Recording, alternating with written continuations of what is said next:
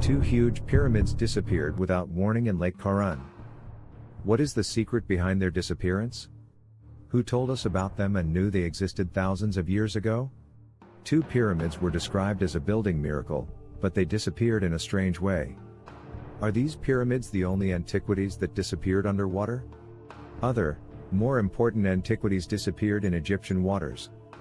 With you, the Cleopatra Channel will display thorny files on the ancient Egyptian civilization. Secrets exposed for the first time. The great Egyptian pyramids, which until today everyone disagrees with, some of them say that they were tombs for kings. Some of them say that they are giant astronomical observatories. However, the prevailing opinion now, after studies and research, is that they were giant machines that generated energy in Egypt thousands of years ago. But where is the truth? No one knows, but since many people think that the pyramids are in Egypt, it is represented by the three pyramids of Giza. I would like to tell you that Egypt is more than 100 pyramids. The most famous of them is the Pyramid of Djoser, and Wat, as well as Sneferu, Al-Ahmar, and other pyramids. All countries must share with each other that they are clear, so you can see them and enter them as well if you like. But have you ever heard of pyramids buried underwater, not ordinary pyramids? These are giant pyramids, not less than the Great Pyramid of Khufu, so you see where these pyramids are and where is the source of these stories. The topic about 2,500 years ago, specifically in the 4th century BC. The Greek historian Herodotus visited Egypt and wrote his entire journey in a book he called The Description of Egypt. Herodotus researched Egypt from east to west, and while he was in the north, specifically in Fayum, he saw two very large pyramids. He described them as a constructive miracle. It is strange that these two pyramids are not found in the desert, as usual, but they are located inside Lake Maris, which is currently Lake Qarun. These two pyramids are believed to have been built about a third of a quarter thousand years ago, specifically during the reign of Pharaoh Amenhotep V, a king famous for his luxury and construction of huge temples, the most important of which is the Luxor Temple. And the king built for himself two huge pyramids, specifically in the north of Egypt, in order to leave his mark in the north and south. Two very large pyramids, and he described them as a constructive miracle, and we ask the question, what is your evidence, Cleopatra, that the pyramid was built by King Amenhotep? The evidence is that Herodotus saw on top of the two pyramids two huge statues of King Sculpted VI. That is why it is likely that he was the one who built them. Unfortunately, I cannot provide you with numerical details about the length and width of the two pyramids. I mean, we can't be sure whether these two pyramids double in size as the pyramids of Giza or not, but since Herodotus described them as a constructive miracle, they are really very huge, and the question remains. Where did the two pyramids go? Herodotus almost 4 years later, specifically in the year 50 BC, Egypt was subjected to a very strong earthquake, which was the reason for the disappearance of the two pyramids. And not only that, there are many ruins and buildings underwater due to the intensity of the earthquake. And because there are no geologists who did a geographical survey of the two pyramids and searched in the lake, unfortunately they have not been discovered yet, and we also do not know whether these two pyramids were completely destroyed or there are remains of them that we can discover under the lake. But the most important question is the story of the two pyramids that sank seriously, and there is nothing wrong with it.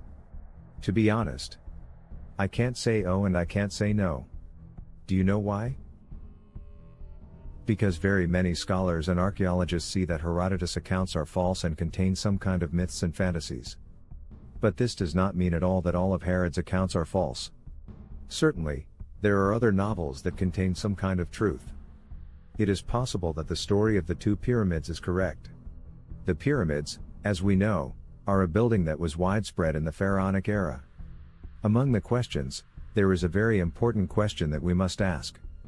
If scientists still discovered the two pyramids, are there important traces that were submerged under the water and were discovered? Seriously, come on, you and I will travel from Lake Qarun and go to the Bride of the Mediterranean Sea to Alexandria, the city of the past and present. And the discovery of a whole city drowned under the sea, come on.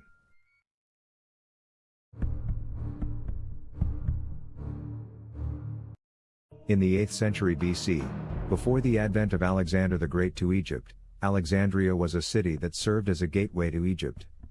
In terms of the Mediterranean, a beautiful city.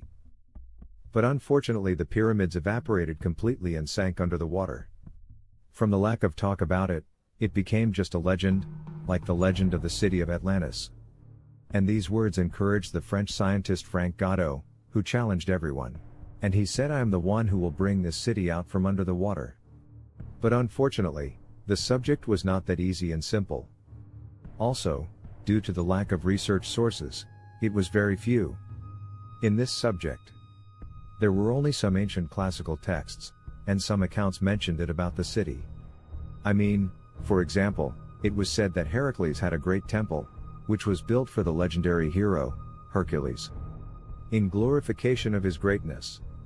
And also something about the visit of Helen, the most beautiful woman on earth, to the city of Hercules, and the visit was with her beloved Paris, before the legendary war.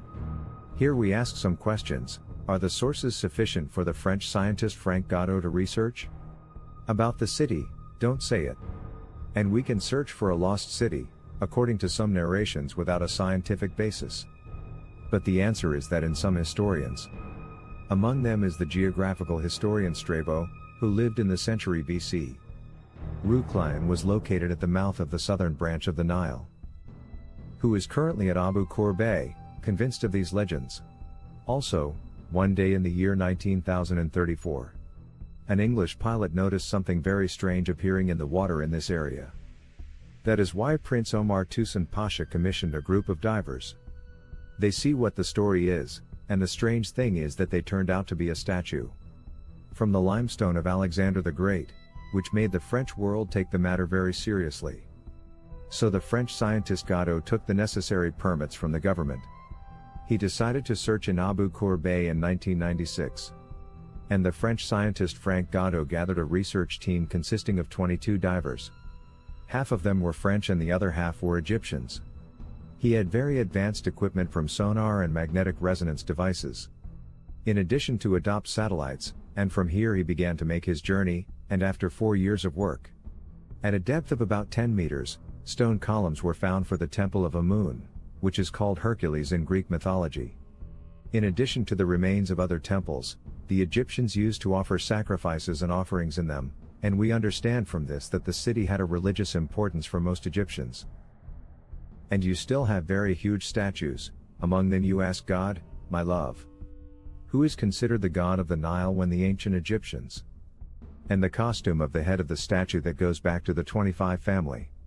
This is not the rest of the statues of the Ptolemies, such as the statue of the god Serapis, the healing god of the ancient Egyptians, and the statue of this queen, which dates back to the Ptolemaic era. In addition to the Roman statues, such as the statue of the priest who has Romanian utensils in his hand.